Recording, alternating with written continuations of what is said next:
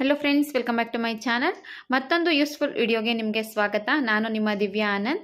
ಈ ವಿಡಿಯೋದಲ್ಲಿ ನಾನು BPL ರೇಷನ್ ಕಾರ್ಡ್ ರದ್ದಾಗ್ತಾ ಇದೆ. ಒಟ್ಟು 40 ಲಕ್ಷ BPL ರೇಷನ್ ಕಾರ್ಡ್ಗಳು ರದ್ದಾಗ್ತಿದೆಯಂತೆ. ಹಾಗಿದ್ರೆ ಯಾರ್ದು ರದ್ದಾಗುತ್ತೆ, ಯಾಕೆ ರದ್ದಾಗುತ್ತೆ, ಮತ್ತು ಯಾವ ರೀಸನ್ಗೆ ರದ್ದಾಗುತ್ತೆ ಅನ್ನೋ ಕಂಪ್ಲೀಟ್ ಇನ್ಫಾರ್ಮೇಷನ್ ಈ ವಿಡಿಯೋದಲ್ಲಿ ನಿಮಗೆ ತಿಳಿಸ್ಕೊಡ್ತೀನಿ. ಸೊ ವಿಡಿಯೋನ ಕಂಪ್ಲೀಟಾಗಿ ನೋಡಿ ಮತ್ತು ಎಲ್ಲೂ ಕೂಡ ಸ್ಕಿಪ್ ಮಾಡೋಕ್ಕೆ ಹೋಗಬೇಡಿ, ಓಕೆನಾ. BPL ರೇಷನ್ ಕಾರ್ಡ್ ಬಗ್ಗೆ ನಿಮಗೆ ಆಲ್ರೆಡಿ ಗೊತ್ತಿರುತ್ತೆ, ಮತ್ತು ವಿಡಿಯೋ ನೋಡ್ತಿರೋ ನಿಮ್ಮ ಹತ್ರ ಕೂಡ BPL ರೇಷನ್ ಕಾರ್ಡ್ ಇರುತ್ತೆ. BPL ರೇಷನ್ ಕಾರ್ಡ್ ಇದ್ದರೆ ಏನು ಯೂಸ್ ಅನ್ನೋದು ನಿಮಗೆ ಆಲ್ರೆಡಿ ಗೊತ್ತಿರೋವಂಥದ್ದೇ. ಗೃಹಲಕ್ಷ್ಮಿ, ಗೃಹಜ್ಯೋತಿ ಆಗಿರಬಹುದು, ಲೇಬರ್ ಕಾರ್ಡ್ ಆಗಿರಬಹುದು, ಅದ್ರ ಜೊತೆಗೆ PM ಕಿಸಾನು, ಯಾವುದಾದ್ರೂ ಹಾಸ್ಪಿಟ್ಲ್ಗಳಲ್ಲಿ ಅಡ್ಮಿಟ್ ಆದರೆ ಅಥವಾ ಅದ್ರ ಆಪ್ರೇಷನ್ಗಳಾದರೆ ರಿಯಾಯಿತಿ ಪಡ್ಕೊಳ್ಳೋದಕ್ಕೆ, ಮತ್ತು ಫೀಸ್ ಫ್ರೀಯಾಗಿ ಸಿಲಿಂಡರ್ ಪಡ್ಕೊಳ್ಳೋದಕ್ಕೆ BPL ರೇಷನ್ ಕಾರ್ಡು ಎಲ್ಲ ಯೋಜನೆಗಳಿಗೆ ಅರ್ಹತಾ ಮಾನದಂಡವಾಗಿ ಇವತ್ತು ಪರಿಣಮಿಸಿದೆ. ಇವಾಗೇನೋ ಇದು ಗೃಹಜ್ಯೋತಿ, ಗೃಹಲಕ್ಷ್ಮಿ ಅಮೌಂಟ್ ಕೂಡ ಕೊಡ್ತಾ ಇರ್ಬೋದು. ಇದಕ್ಕಿಂತ ಮುಂಚೆ ನಿಮಗೆ ದವಸ ಧಾನ್ಯಗಳು ಕೂಡ BPL ರೇಷನ್ ಕಾರ್ಡಲ್ಲಿ ಸಿಗ್ತಾ ಇತ್ತು, ಈಗಲೂ ಕೂಡ ಸಿಗ್ತಾ ಇದೆ. ನಿಮಗೆ BPL ರೇಷನ್ ಕಾರ್ಡ್ ಇದ್ದವ್ರಿಗೆ ರೇಷನಲ್ಲಿ ರಾಗಿ ಸಿಗ್ತಾ ಇತ್ತು, ಅಕ್ಕಿ ಸಿಗ್ತಾ ಇತ್ತು, ಬೇಳೆಗಳು ಸಿಗ್ತಿತ್ತು, ಕಾಳುಗಳು ಸಿಗ್ತಾ ಇತ್ತು. ಮಧ್ಯಮ ಕುಟುಂಬ ವರ್ಗದವರಿಗೆ ಇದು ಒಂದು ಉತ್ತಮ ಯೋಜನೆಯಾಗಿ ಮತ್ತು BPL ಕಾರ್ಡ್ ಇದ್ದವರು ತುಂಬ ನೆಮ್ಮದಿಯಾಗಿ ಆರಾಮಾಗಿ ಜೀವನ ಮಾಡುವಷ್ಟು ಸೌಲಭ್ಯನ ಕಲ್ಪಿಸಿ ಕೊಡ್ತಾ ಇತ್ತು. ಆದರೆ ಈಗ ಒಟ್ಟು 40 ಲಕ್ಷ BPL ರೇಷನ್ ಕಾರ್ಡ್ನ ಡಿಲೀಟ್ ಮಾಡ್ತಿದ್ದಾರಂತೆ. ರೇಷನ್ ಕಾರ್ಡ್ ಡಿಲೀಟ್ ಮಾಡೋದಕ್ಕೆ ಮತ್ತು ರೇಷನ್ ಕಾರ್ಡ್ನ ರದ್ದು ಮಾಡೋದಕ್ಕೆ ಸ್ವತಃ ನಮ್ಮ ಮುಖ್ಯಮಂತ್ರಿಯಾದಂತಹ ಸಿದ್ದರಾಮಯ್ಯ ಸರ್ ಅವರೇ ಅಧಿಕೃತವಾಗಿ ತಿಳಿಸಿದ್ದಾರೆ. ಯಾಕೆ ಡಿಲೀಟ್ ಮಾಡೋಕೆ ಹೇಳಿದಾರೋ ಅನ್ನೋದು ಕೂಡ ನಾವು ತಿಳ್ಕೊಳ್ಳೋಣ. ಕರ್ನಾಟಕದಲ್ಲಿ ಒಟ್ಟು 1,27,00,000 ಜನದ ಹತ್ರ BPL ರೇಷನ್ ಕಾರ್ಡ್ ಇದೆಯಂತೆ. ಅದರಲ್ಲಿ 4,36,00,000 ಜನ ಇದರ ಉಪಯೋಗನ ಪಡ್ಕೊತಾ ಇದ್ದಾರೆ, ರೇಷನ್ ಕಾರ್ಡ್ಗಳ ಉಪಯೋಗ ಪಡ್ಕೊತಿದ್ದಾರೆ. ಅದ್ರ ಉಪಯೋಗ ಏನು ಅಂತ ನಾನು ಆಲ್ರೆಡಿ ನಿಮಗೆ ಹೇಳಿದೆ. ಈಗ ಒಟ್ಟು 40 ಲಕ್ಷ ಜನರ BPL ಕಾರ್ಡು, ರೇಷನ್ ಕಾರ್ಡು ರದ್ದಾಗೋ ಚಾನ್ಸಸ್ ಇದೆಯಂತೆ. ಏನಕ್ಕೆ ಅಂದರೆ ನೀತಿ ಆಯೋಗ ಒಂದು ಸರ್ವೆ ಮಾಡಿದೆ. ಅದರಲ್ಲಿ ಕರ್ನಾಟಕದಲ್ಲಿ 80% ಜನದ ಹತ್ರ BPL ರೇಷನ್ ಕಾರ್ಡ್ ಇದೆಯಂತೆ. ಅಂದರೆ 100 ಜನದಲ್ಲಿ 80 ಜನ BPL ರೇಷನ್ ಕಾರ್ಡು ಹೊಂದ್ಕೊಂಡಿದ್ದಾರೆ. BPL ರೇಷನ್ ಕಾರ್ಡ್ ಅಂದರೆ ಏನು ಹೇಳಿ? BPL ಅಂದರೆ ಬಿಲೋ ಪಾವರ್ಟಿ ಲೈನ್ ಅಂತ. ಬಡತನ ರೇಖೆಗಿಂತ ಕಡಿಮೆ ಇರುವಂಥ ಜನಗಳು BPL ರೇಷನ್ ಕಾರ್ಡ್ ಹೊಂದೋದಕ್ಕೆ ಅರ್ಹರಿರ್ತಾರೆ. ಆದರೆ ಕರ್ನಾಟಕದಲ್ಲಿ 80% ಅಂದರೆ ಕರ್ನಾಟಕದಲ್ಲಿರೋ 80% ಜನರು ಬಡವರು ಅಂತ ಹೇಳ್ಕೊಂಡು BPL ಕಾರ್ಡ್ನ ರೆಡಿ ಮಾಡ್ಕೊಂಡು ಇಟ್ಕೊಂಡಿದ್ದಾರಂತೆ. ಅದ್ರ ಉಪಯೋಗನ ಕೂಡ ಪಡ್ಕೊತಿದ್ದಾರಂತೆ.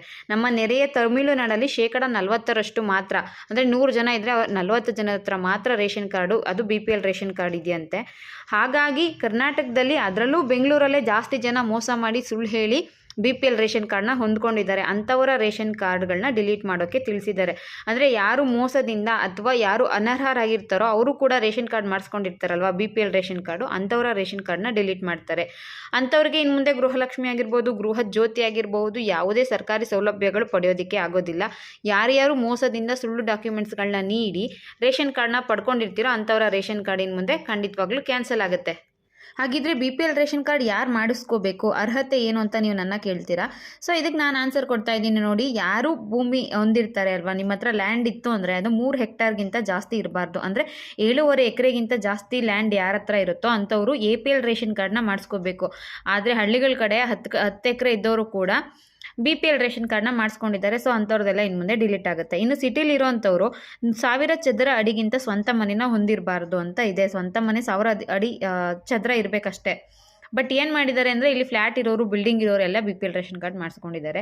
ಇನ್ನು ಇನ್ಕಮ್ ವಿಚಾರಕ್ಕೆ ಬರೋದಾದರೆ ವರ್ಷಕ್ಕೆ 1,20,000ಕ್ಕಿಂತ ಹೆಚ್ಚಿರಬಾರ್ದು. ಗ್ರಾಮೀಣವ್ರು ಇರ್ತಾರಲ್ಲ ಅಂಥವ್ರಿಗೆ, ಹಳ್ಳಿ ಕಡೆ.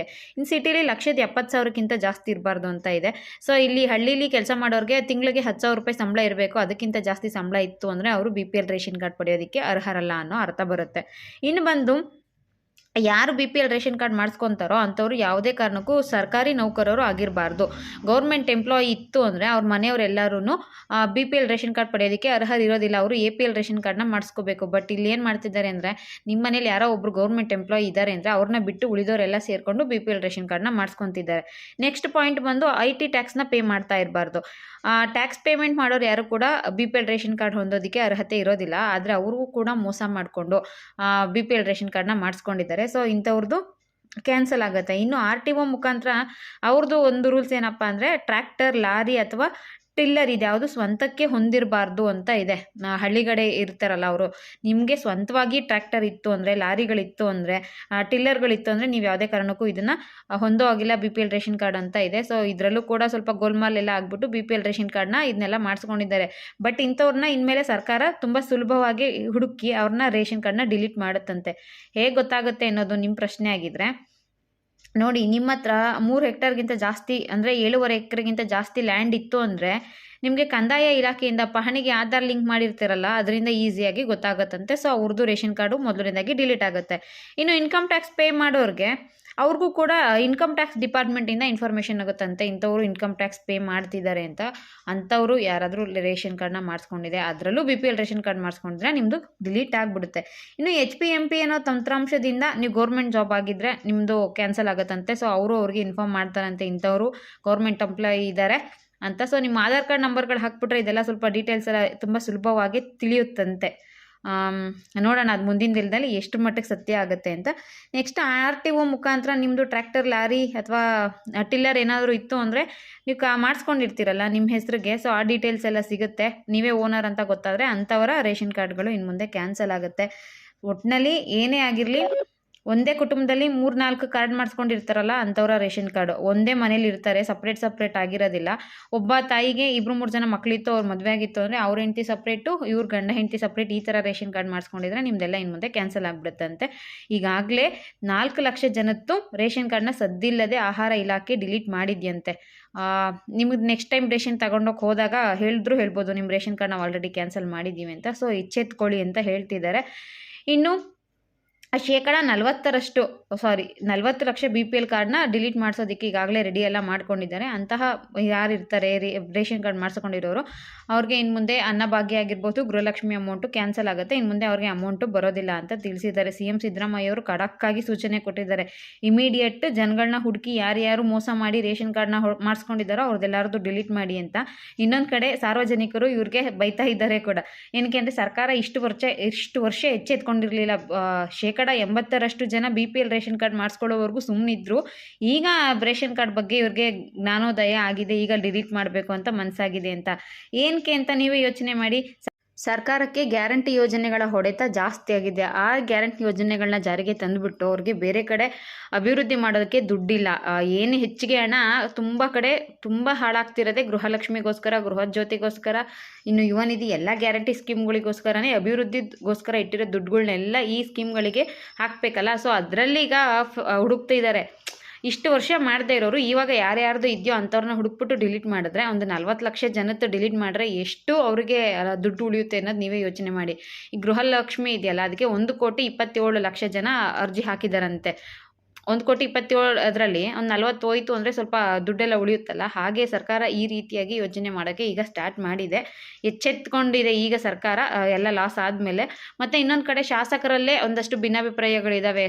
ನೀವೆಲ್ಲ ದುಡ್ಡುಗಳನ್ನ ಗೃಹಲಕ್ಷ್ಮಿ ಆಗಿರಬಹುದು, ಬೇರೆ ಗ್ಯಾರಂಟಿ ಯೋಜನೆಗಳಿಗೆ ಹಾಕ್ತಿದ್ದೀರಲ್ವ, ನಾವು ಅಭಿವೃದ್ಧಿ ಯಾವುದರಿಂದ ಮಾಡೋಣ, ನಮ್ಮ ಹತ್ರ ದುಡ್ಡು ಕಿತ್ಕೊಂಡು ಇಲ್ಲ ಹಾಕ್ಬಿಟ್ರೆ ನಮ್ಮ ಕ್ಷೇತ್ರ ಅಭಿವೃದ್ಧಿ ಮಾಡೋದು ಯಾವಾಗ, ಅವ್ರು ನಮಗೆ ಎಲ್ಲಿ ಓಟ್ ಹಾಕ್ತಾರೆ ಅಂತ ಒಂದು ಕಡೆ ಹೇಳ್ತಿದ್ದಾರೆ. ಇನ್ನೊಂದು ಕಡೆ ನಿಮಗೆ ಗೊತ್ತಲ್ಲ, ಎಲ್ಲ ಕಡೆ ರೇಟ್ಗಳನ್ನೆಲ್ಲ ಜಾಸ್ತಿ ಮಾಡ್ತಿದ್ದಾರೆ. ಪೆಟ್ರೋಲ್ ಡೀಸೆಲ್ ರೇಟ್ಗಳಂತೂ ಹೇಗಾಗಿದೆ ಅನ್ನೋದು ನಿಮಗೆ ಗೊತ್ತು. ಹಾಲಿನ ದರ ಏರಿಸಿದಾರಂತೆ, ಮದ್ಯ ಏರಿಸಿದಾರಂತೆ.